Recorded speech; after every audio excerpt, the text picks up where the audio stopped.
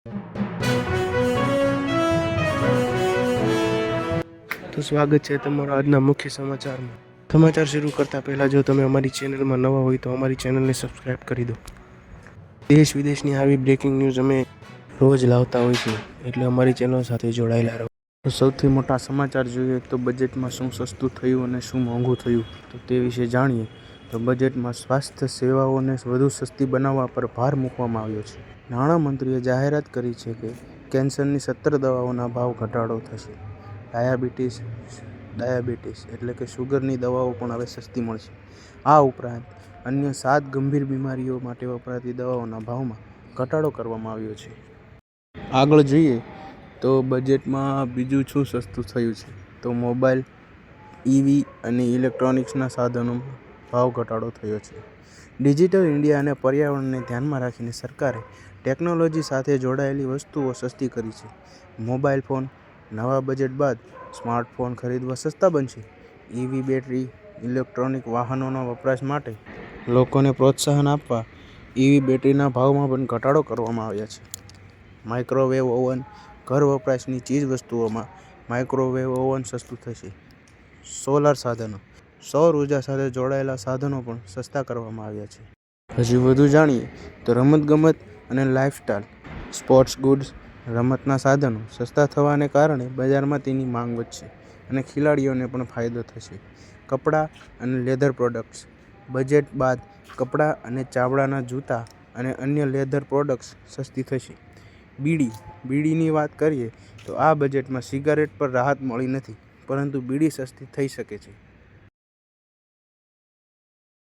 અને વાહન વ્યવહાર સીએનજીમાં રાહત વાહન ચાલકો માટે રાહતના સમાચાર એ છે કે બાયોગેસ મિશ્રિત સીએનજી હવે સસ્તી થશે. એટલે કે પ્યોર સીએનજી નહીં પણ બાયો મિશ્રિત સીએનજી હવે સસ્તી થશે, જેનાથી પ્રદૂષણ ઘટાડવામાં પણ બળતણ ખર્ચમાં રાહત મળશે. તો બજેટમાં મોંઘું શું થયું? કેટલીક વસ્તુઓ પર વધારાના સોસ અને ડ્યુટીને કારણે કિંમતો વધારો ઝીકાયો છે. બજેટમાં કેટલીક વસ્તુઓ પર ટેક્સ વધારાને કારણે મોંઘી થઈ ગઈ છે.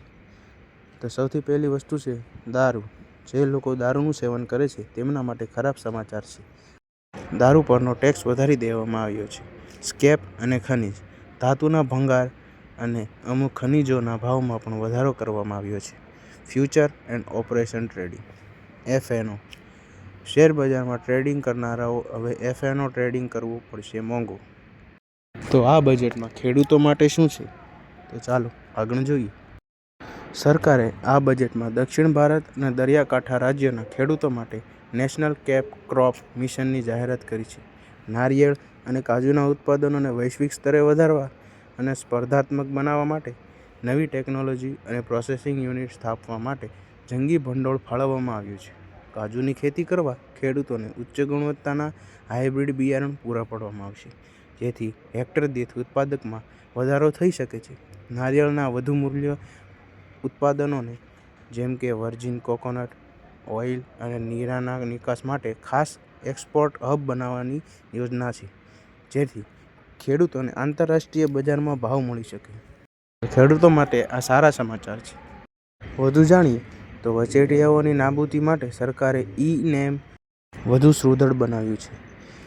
એઆઈ આધારિત ગ્રેડિંગ સિસ્ટમ દ્વારા ખેડૂતોના માલની ગુણવત્તામાં ખેતરો પર નક્કી કરવામાં આવશે અને તેને ઓનલાઈન પોર્ટલ લિસ્ટ કરવામાં આવશે.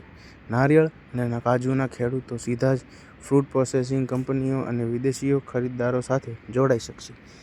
એક જિલ્લો એક ઉત્પાદન ઓડીઓપી યોજના હેઠળ નારિયેળ અને કાજુના ક્લસ્ટર વિકસાવવામાં આવશે, જ્યાં પેકિંગ અને બ્રાન્ડિંગની સુવિધા ઉપલબ્ધ છે, જેથી સ્થાનિક ખેડૂતોની બ્રાન્ડિંગ વૈશ્વિક સ્તરે પહોંચી શકે છે. વર્ષ 2026ના બજેટની સૌથી મોટી વિશેષતા એગ્રી એઆઈ પ્લેટફોર્મની શરૂઆત છે. આ ટેકનોલોજી દ્વારા ખેડૂતોને તેમના ખેતરમાં જમીનની ફળદ્રુપતા, ભેજનું પ્રમાણ અને પોષક તત્વોની લાઈવ માહિતી તેમના મોબાઈલ પર જ મળશે. એઆઈ આધારિત સેન્સર્સ પાક પર આવનારા રોગોની આગાહી અગાઉથી કરી શકશે, જેનાથી દવાઓના બિનજરૂરી ખર્ચા ઘટાડાશે. ડ્રોન ટેકનોલોજીનો ઉપયોગ હવે માત્ર ખાતર છાંટવા પૂરતો જ મર્યાદિત નહીં રહે, પરંતુ એઆઈની મદદથી પાકની લાગણીને સચોટ સમય પણ નક્કી કરી શકાશે.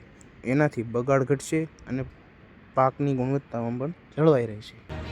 આ હતા આજના મુખ્ય સમાચાર. વધુ વિગતવાર માહિતી અપડેટ્સ માટે અમારી ચેનલ સાથે જોડાઈ રહો. વિડીયો ગમ્યો હોય તો લાઇક, શેર, સબસ્ક્રાઈબ જરૂર કરજો. આવતીકાલે ફરી મળીશું. ત્યાં સુધી જોતા રહો.